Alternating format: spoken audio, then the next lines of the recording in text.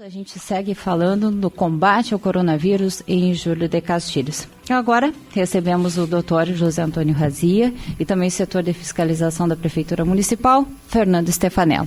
Bom dia, doutor, bem-vindo ao nosso programa. Bom dia a todos os ouvintes da rádio. É uma alegria muito grande poder vir novamente trazer informação segura, informação de qualidade a toda a nossa população.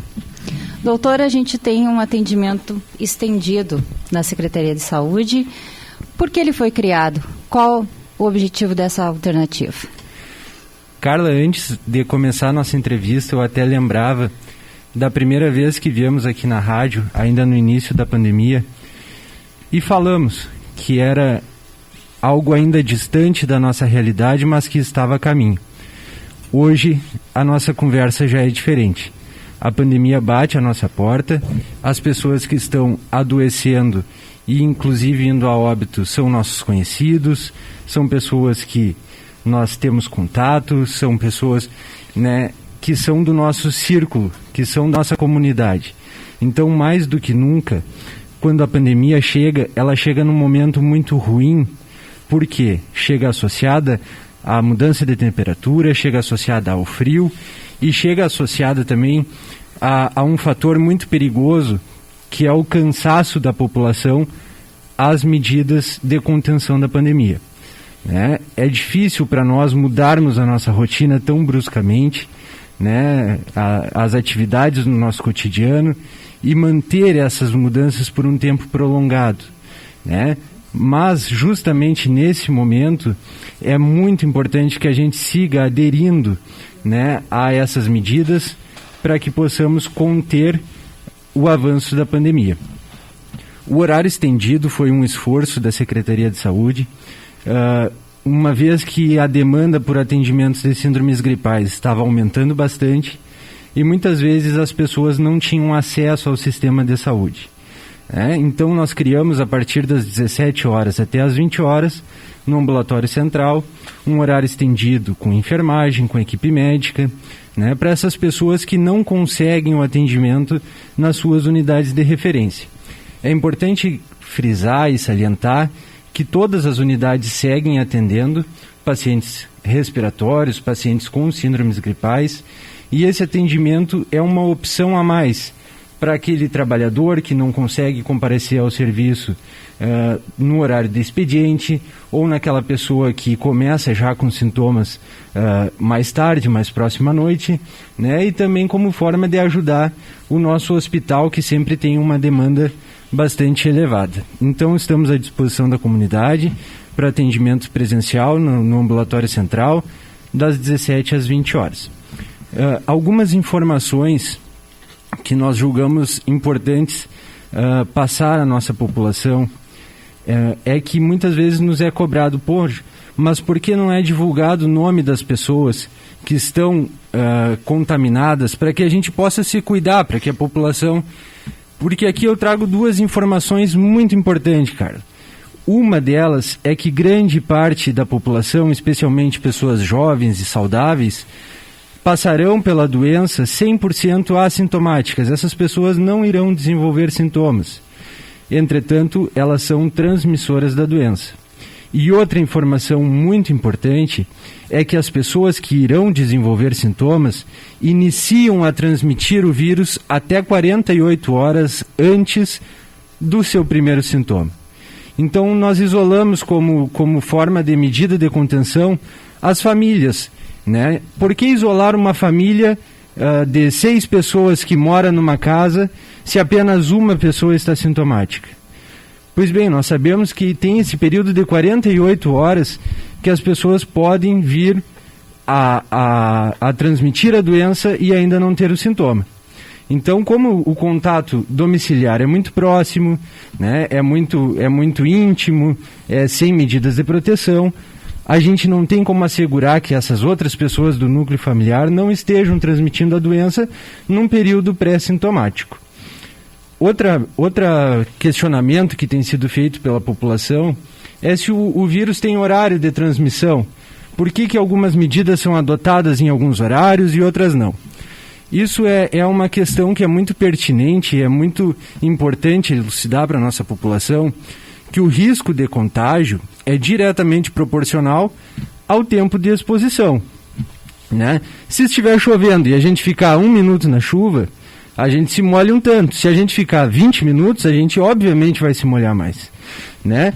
A gente também é a favor de defender o nosso comércio, de defender o nosso setor produtivo, e a gente não quer restringir atividades. Mas se é diretamente proporcional ao tempo que a gente se expõe, de alguma forma a gente tem que diminuir, né? E se a gente não quer diminuir no setor produtivo, no comércio, o outro lado que a gente tem a oportunidade de agir e que a gente tem que contar com o apoio da população é diminuir o contato nos momentos de lazer. Porque esse sim, nesse momento, é menos importante do que a gente proteger o nosso comércio, proteger o nosso setor produtivo e também conter a disseminação do vírus. Então, sim, queremos manter as atividades produtivas funcionantes, queremos manter o setor produtivo, com certeza. Para isso, nós precisamos diminuir o contágio nos momentos de lazer, nos finais de semana, que é onde está sendo um dos grandes difusores do vírus, né? Pessoas que se aglomeram, que se concentram em jantas, em eventos comemorativos, e por, às vezes, estarem no período pré-sintomático ou até mesmo assintomático, acabam espalhando o vírus, e esse vírus chega até pessoas mais debilitadas, mais idosas, que acabam tendo a sua saúde prejudicada, muitas vezes evoluindo com internação e até mesmo podendo evoluir a óbito. Outro questionamento que nos fazem: por que se deve usar máscara se ela é efetiva? Por que nós temos que evitar o contato? E se ela não é efetiva, por que nós temos que usá-las? Porque, partindo desse pressuposto, a gente diz que se a máscara é efetiva, por que nós temos que restringir o contato? Primeiro, para afirmar isso, a gente teria que garantir que todas as pessoas usam a máscara de maneira correta, o que a gente sabe que não acontece. A gente vê as pessoas com a máscara no queixo, as pessoas que tiram a máscara para falar, e isso tudo abaixa muito a eficácia do uso da máscara. Então, todas essas questões entram no risco da proporção de contágio. É nós tentarmos reduzir a taxa de contágio. Todas essas medidas vão nesse sentido, né? Então, a nossa fiscalização, e o Fernando até vai comentar melhor depois, ela tem um número restrito de pessoas. Até o nosso contingente policial, ele não é um contingente amplamente extenso, né? Então, cabe à população também fazer o papel de fiscal. Está vendo alguma aglomeração, está vendo alguma pessoa que não está seguindo as orientações, também faça seu papel como cidadão e oriente essa pessoa. E cobre essa pessoa se ela já tem orientação, né? Para que assim a gente possa conscientizar a nossa população de maneira geral e reduzir o contágio da Covid-19. Doutora, a gente tem essa situação do centro da cidade, que o momento parece que é só ali o problema, enfim. Mas eu não estou contente, não estou dizendo que sou eu, mas a colocação que a gente recebe de várias pessoas, até pela internet a gente vê isso. Eu não aceito que o centro esteja cheio de pessoas. Não é melhor eu me preocupar com a minha casa, com a minha família, com as pessoas que eu convivo e deixar que eles fiquem, porque humanamente é impossível que a fiscalização esteja em todos os lugares. Então, se eu não for ali, eu não estou correndo risco. Se eu não tiver contato ali com aquela aglomeração. Não é muito simples isso? Essa é uma grande armadilha, cara. Por quê? A gente não está tendo contato naquele momento, mas aquela pessoa pode vir a ter depois, que está ali no centro, compartilhando bebida, compartilhando chimarrão, talvez vá ser amanhã a pessoa que vai me atender em algum estabelecimento comercial.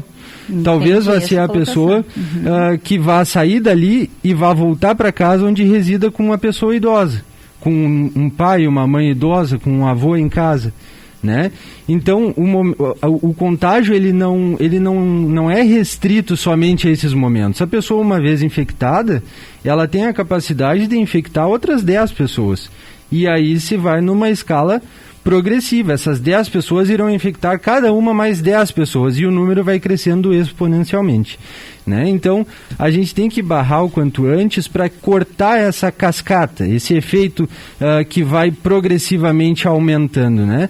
Mas não, de forma nenhuma a gente pode acreditar que só acabando com esse evento vai acabar com toda a propagação do vírus, porque essas pessoas hoje estão ali, amanhã estarão em diversos outros lugares, ainda mais na nossa cidade, que é uma cidade pequena, e as pessoas têm muito contato umas com as outras, né? Então a transmissão se dá de uma maneira ainda mais perigosa. A gente sabe que a maioria das pessoas que dão positivo desculpa, não são, a gente não sabe quem é, mas alguns que a gente sabe quem é, e a gente começa a colocar assim, eu vi ele em tal lugar, eu passei por ele na rua, eu fui no mercado dele, eu fui na loja dele, então começa a causar um pânico, né? Aí a gente se preocupa. Antes não. Isso daí é quando a gente começa a sentir o calor do perigo, digamos assim, né? Porque a gente está convivendo diariamente, quem sai hoje e vai ao mercado, ela está convivendo com alguma pessoa que é positiva e que em algum momento passou por ali, né? Só que a gente não sabe disso. E isso gera uma falsa sensação de segurança. Isso de eu conviver com as pessoas e elas estarem assintomáticas ou estarem pré-sintomáticas e eu achar que eu não estou correndo perigo, esse, na verdade, é o maior perigo. Porque eu acabo relaxando nas medidas, né, e facilitando a propagação da doença. Vamos aos principais sintomas, então, reforçar. A gente está cansado de ouvir todo dia, mas o que a gente tem que se preocupar e ir até o atendimento de saúde?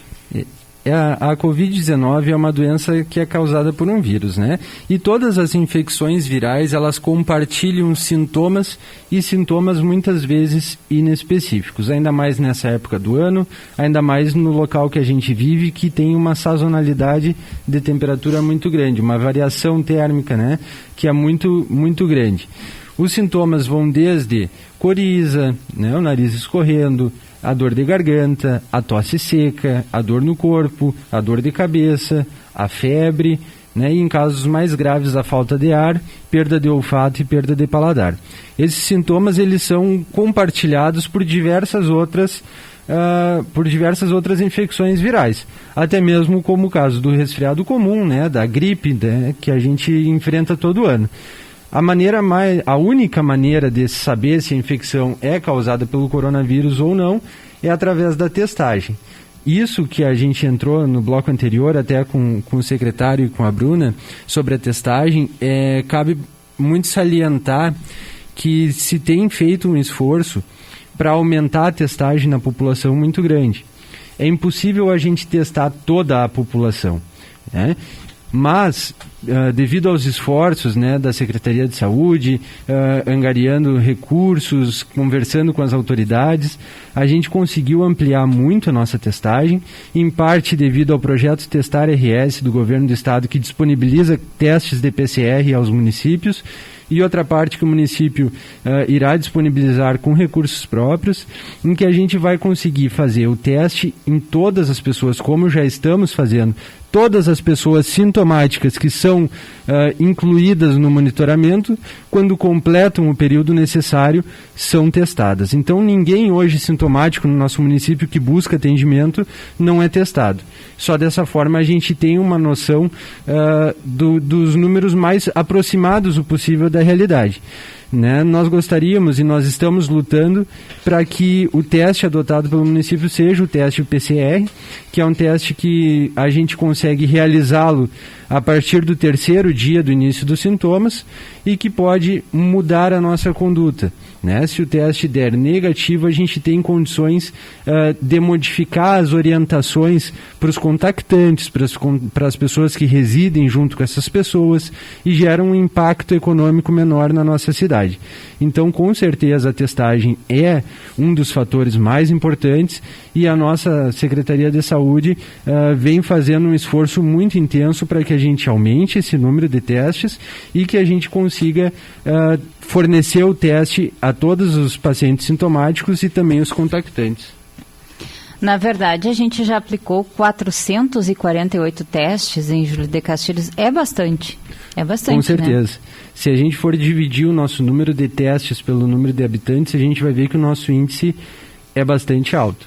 E assim, agora, quando nós conseguirmos realizar o PCR em todos os pacientes sintomáticos, nós vamos estar adotando uma estratégia que foi adotada em países de primeiro mundo, né? Países que tiveram um sucesso muito grande na contenção da pandemia, como exemplo de Taiwan, como exemplo de outros países da Europa, como exemplo da Nova Zelândia, e o nosso município vai conseguir fazer essa mesma estratégia de testagem, porque justamente temos um número populacional menor, com uma disponibilidade de recursos e um apoio às autoridades, né, que vai nos permitir realizar essa ampla testagem nos pacientes.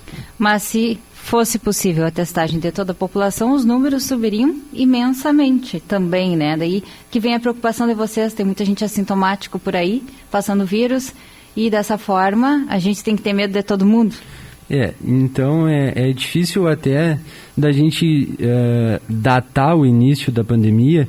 Ontem mesmo saiu nos veículos, né, nacionais que foi encontrada uma amostra de vírus em uma doadora de sangue, né, antes mesmo do início da pandemia, e ela não tinha contato, não tinha histórico de viagens, né, o que nos indica que o vírus já estava circulando muito antes do que a gente pensa. E a nível municipal, a história é a mesma. Não adianta eu querer saber o nome dos confirmados para que eu possa me cuidar. Os confirmados são as pessoas mais seguras, porque essas já estão no isolamento, essas já estão medicadas, já estão sendo monitoradas, né? A gente tem que se cuidar justamente de quem ainda não foi procurar o atendimento médico, que muitas vezes está no período pré-sintomático ou que irá passar assintomática pela essa infecção. Porque é justamente essas pessoas que vão transmitir numa escala maior o vírus. Pode ser qualquer um de nós. Com certeza.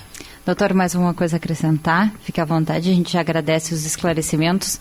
Como o senhor passou aqui, muitos boatos já ficam, né, a gente já termina com eles, com essas colocações que o senhor passou. Exatamente. Como eu falei no início, é um momento muito perigoso porque as pessoas estão cansando das medidas. Mas não é porque isso está acontecendo que a gente pode começar a achar motivos para não cumprir as medidas, né? Porque a gente sabe, e isso já tem sido demonstrado em toda a experiência mundial, que são as medidas que mais têm efeito. É o distanciamento social, é o uso da máscara e é o atendimento precoce.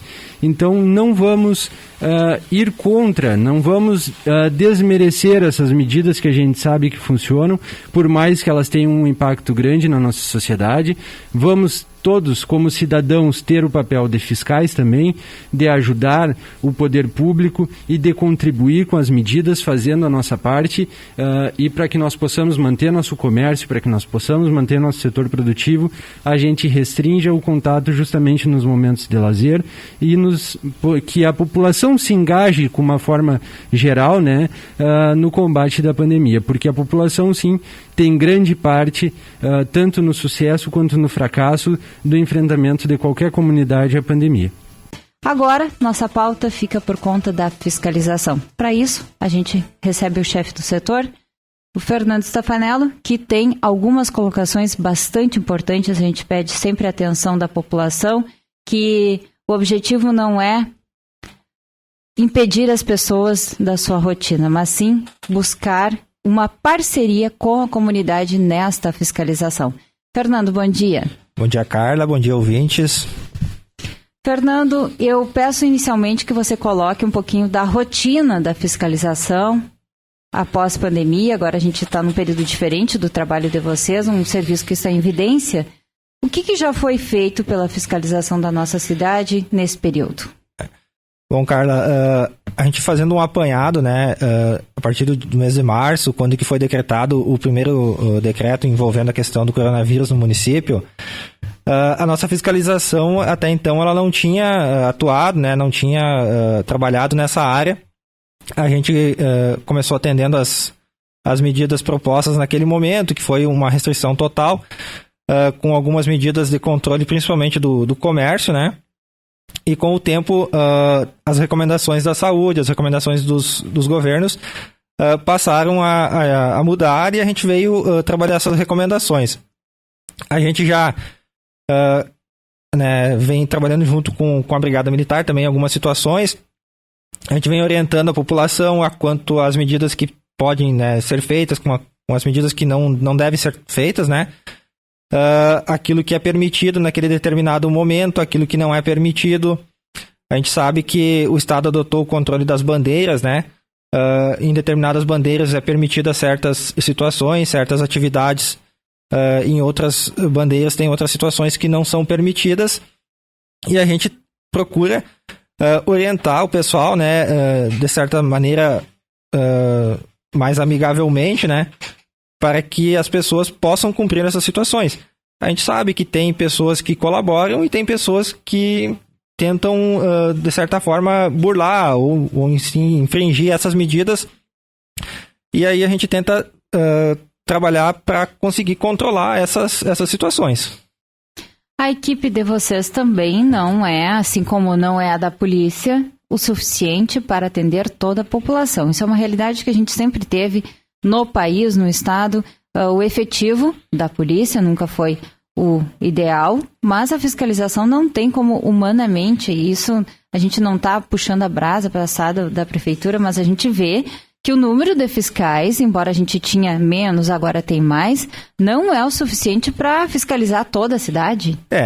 Existe essa questão também, Carla. E além disso, como eu falei, os nossos fiscais, né, que estão trabalhando nessa situação do vírus, enfim, são fiscais que foram, né, eles trabalharam o tempo que eles estão na vida pública, no cargo deles ali, não como fiscais de uma situação dessa. Eles são fiscais lá que trabalhavam em relação de obras e posturas, enfim, fiscalização de tributos, de empresas, né. A gente conta com 5 fiscais efetivos, que são fiscais de carreiras, e a gente recebeu mais a designação de alguns servidores, né, que tiveram suas atividades interrompidas em função das restrições de algumas atividades, que estão nos auxiliando nesse momento. A gente tem uma equipe de aproximadamente 10 pessoas que a gente tenta atender em escalas, né? Tem alguns que só podem trabalhar na fiscalização, digamos assim, nos finais de semana ou após o horário de expediente, que eles têm que cumprir o seu expediente na sua secretaria. E nos momentos posteriores a isso, eles dão um auxílio para a fiscalização. E como eu disse, é uma fiscalização que ela está tentando fazer o melhor que ela pode, né? E com aquilo que tem, com as ferramentas que ela tem, ela tenta dar o suporte que ela pode. A gente falava antes de começar a entrevista aqui a relação com o comércio. O que está sendo feito em relação ao comércio e depois a gente vai entrar em outros setores. O comércio, pela classificação do Estado, existem 2 comércios, o comércio essencial e o comércio não essencial, né? Chegou no início, teve situações que alguns poderiam funcionar, alguns não poderiam. Hoje, a gente tem a maioria deles funcionando, alguns com algumas restrições, alguns sem restrições, né? Mas a gente percebe que a maioria do comércio, né, ele compreende o papel da fiscalização, ele entende que é importante tomar as medidas de segurança, enfim. E a gente tenta manter uma relação amigável, né, com o comércio para que ele possa se manter funcionando dentro daquilo que é estabelecido nos decretos, seja estadual ou seja municipal. As pessoas estão mandando mensagem perguntando dos supermercados lotados, Fernando. Agora a gente começa a entrar em questão específica. A gente fala supermercados, não estamos colocando todos, né? E isso foi pergunta do ouvinte, não é nossa. Essa questão dos supermercados também é fiscalizada? Sim, os supermercados, eles estão nas atividades essenciais, né? Eles são considerados atividades essenciais e eles também são fiscalizados. Entrando nesse ponto, Carla, das superlotações nos estabelecimentos, né? Sejam eles supermercados ou sejam outros estabelecimentos, a gente tem 2 questões aí que é muito importante a gente frisar, né? Uma é os proprietários do estabelecimento que devem ter a consciência, né? Devem entender que respeitar essa capacidade de ocupação do estabelecimento. E um outro ponto também que a gente tem que ver é que essa superlotação, ela se dá por pessoas da população, né? Se eu chego num estabelecimento e percebo que ele está superlotado... Eu vou em outro? Eu vou em outro, ou eu não entro nele naquele determinado momento. Eu procuro um horário que ele esteja mais vazio, né, que não esteja tanta população, não esteja tanta gente lá dentro, aquilo que a população, né, aproveitando a fala que os colegas tiveram anteriormente, a gente precisa que a população entenda que esse momento ele tá difícil e que ele vai perdurar difícil se continuar dessa maneira. A única forma que tem da gente sair dessa situação, de enxergar uma luz no fim do túnel, como a população fala, como o pessoal fala para nós, é se todos colaborarem. E como é que as pessoas vão colaborar? Ou cumprindo as medidas, ou pedindo para que as que não cumprem possam cumprir, venham a cumprir. Então, o supermercado está lotado, né? Eu não vou nele naquele determinado momento, e o proprietário do estabelecimento também. A gente está orientando, a gente chegou a notificar, né, alguns estabelecimentos por estar com a capacidade excedida, mas de nada adianta a fiscalização ir lá, notificar, multar, né, se os proprietários, se a população, os frequentadores, né, os clientes daquele estabelecimento não enganjarem na mesma causa, não pensarem como tem que ser, né, no bem para todos. Não adianta olhar, eu vou ali rapidinho, enfim, é só um minutinho, é só um momentinho, mas eu tenho que pensar no coletivo, no resto da sociedade também. Fernando, a maioria das perguntas e questionamentos que chegam aqui é a respeito, que a gente já conversou com os demais profissionais aqui, aglomeração no centro da cidade, principalmente nos finais de semana. O que tu me diz sobre isso? Principalmente nos finais de semana, né? A gente tem visto nos 2 últimos finais de semana, principalmente, né, que calor. Esquentou, né, que estava calor, que estava uma temperatura agradável, né, que o pessoal saiu. O pessoal saiu, foi para a rua, foi para os parques, foi para os estabelecimentos. A recomendação que se tem, que a saúde passou, que a enfermeira Bruna passou, que o Dr. José passou, que o secretário Marcelo falou, é para a pessoa evitar sair, evitar esse contato com as demais pessoas na rua. Mas a gente entende, né, enquanto fiscalização, que as pessoas vão acabar saindo, que elas não vão ficar em casa, né, enclausuradas ali, trancadas, enfim, principalmente com a temperatura agradável que estava. Se a pessoa sair, né, ela tem que tomar os cuidados necessários. Ela tem que manter um distanciamento, ela tem que usar máscara, é isso que a gente pede. A pessoa não tem que usar a máscara porque a fiscalização vai cuidar, porque está na lei, porque ela pode tomar uma punição. Ela tem que usar a máscara porque ela vai estar se protegendo e vai estar protegendo a família, os amigos, né, o resto da população. Aquilo que a gente conversava também antes de iniciarmos, esse pessoal que sai, que vai na rua, enfim, né, o doutor José comentou isso, essa pessoa que está ali, na segunda-feira, ela pode estar num comércio atendendo alguém, né, ela pode ir para casa e na casa dela ter uma pessoa que também trabalha no comércio.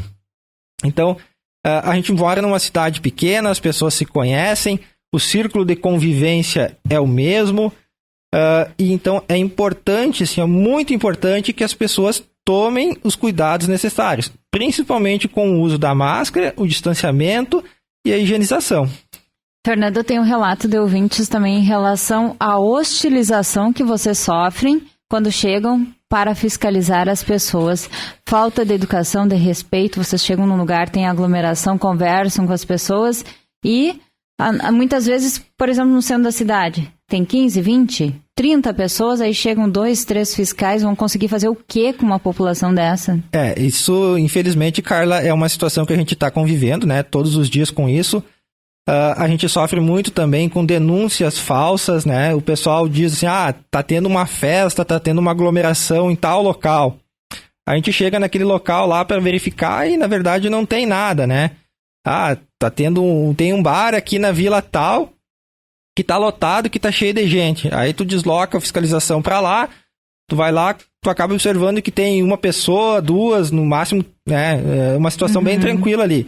Eu não sei se a pessoa faz isso por maldade, por intriga, ou, enfim, para tentar prejudicar aquele comércio, ou para tentar tirar a fiscalização de um determinado local que ela poderia verificar uma situação irregular maior.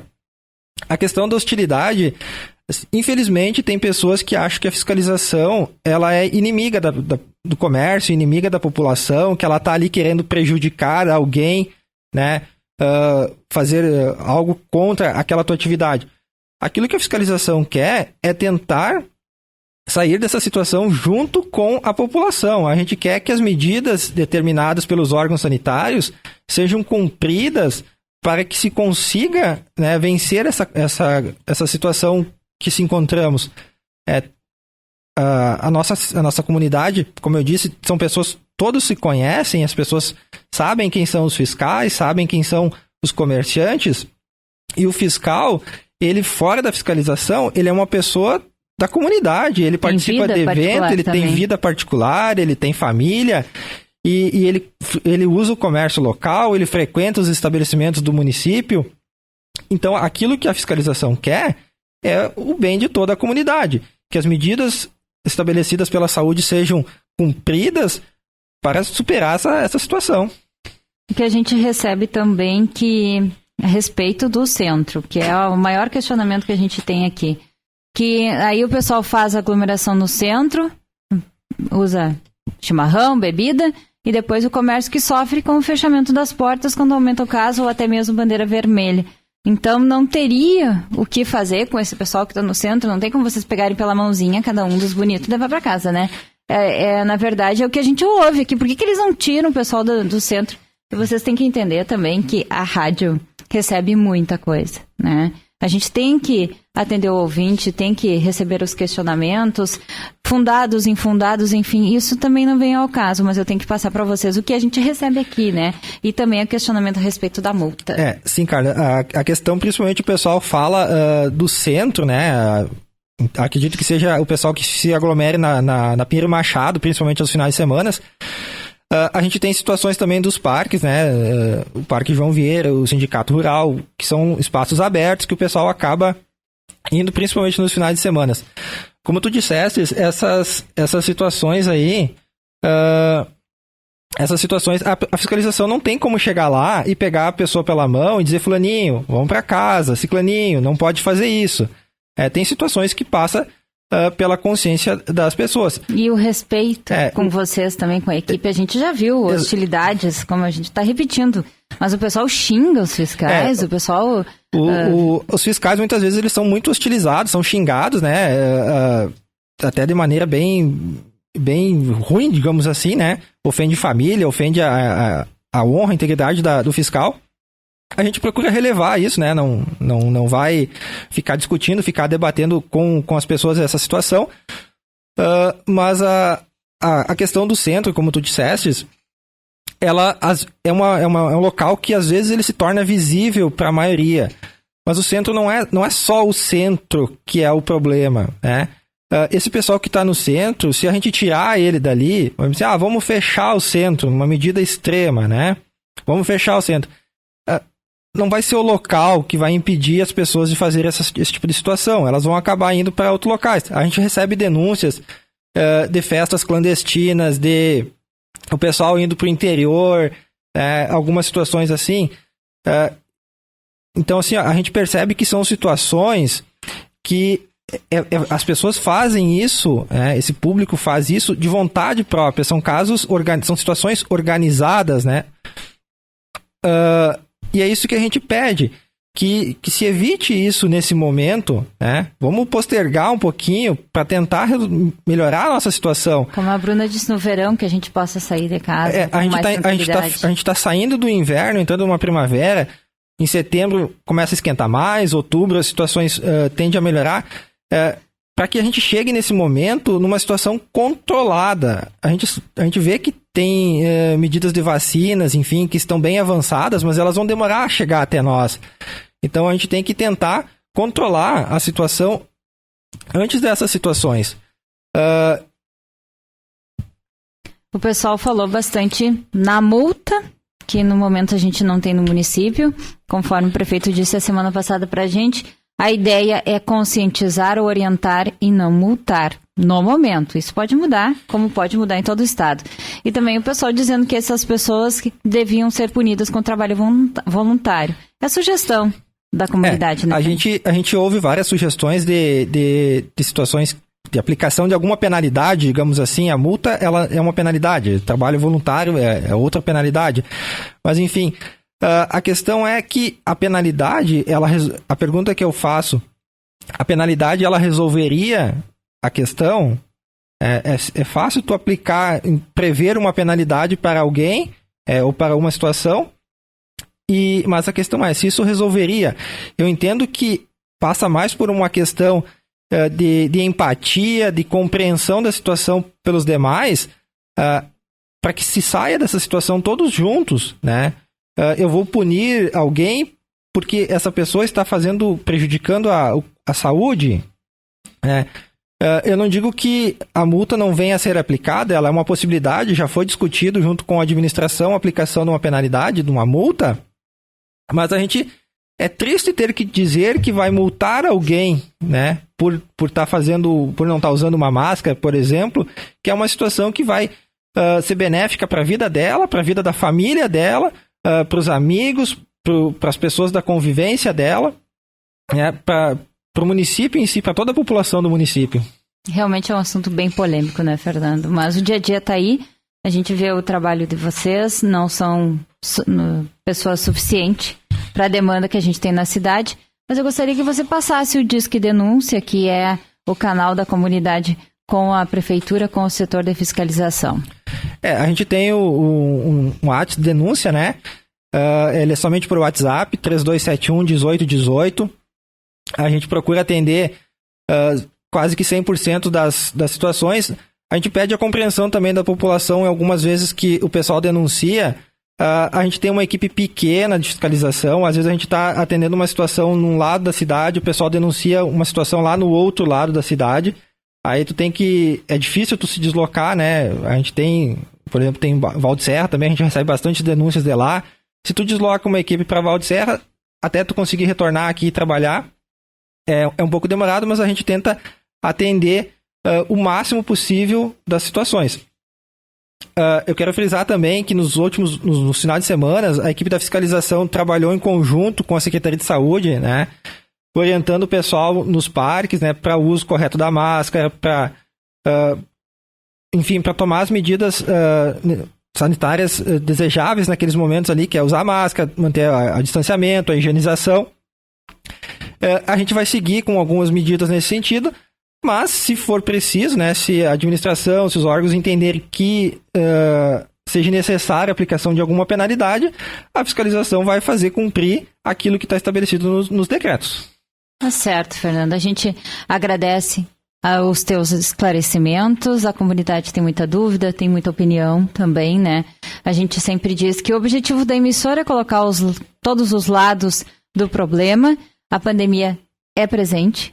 A gente tem, né? Não é mais longe da gente, ela está aqui. A gente já perdeu uma pessoa da nossa comunidade, o que ninguém queria. E como o Dr. José Antônio disse, como o secretário Marcelo disse, como a Bruna disse, não queremos perder mais pessoas. Então... Exatamente. Ninguém quer perder, ainda mais que seja alguém próximo da gente. Então, em nome da fiscalização, né, Carla, talvez para finalizando já, a gente faz um apelo, né, que as pessoas cumpram as medidas estabelecidas pelos órgãos sanitários e que, nesse momento, a gente pede que todos sejam fiscais, né? Todos sejam fiscais. Se houver alguém na rua ou em frente a um estabelecimento ou, enfim, alguém que eu conheça, sem o uso da máscara, que eu peça para aquela pessoa colocar a máscara, diz assim, fulaninho, vamos usar a máscara, né? Levanta do queixo, usa correto, né? Todos somos fiscais nesse momento, é isso que eu peço, para todos sermos fiscais. Se houver alguém fazendo uma situação que está errada, que está contra as determinações, que essa pessoa seja um fiscal, ajude a cumprir a lei, ajude a cumprir os decretos, peça para que façam o uso correto da máscara, que façam a higienização, que evitem as aglomerações, porque só assim nós vamos conseguir sair juntos dessa situação.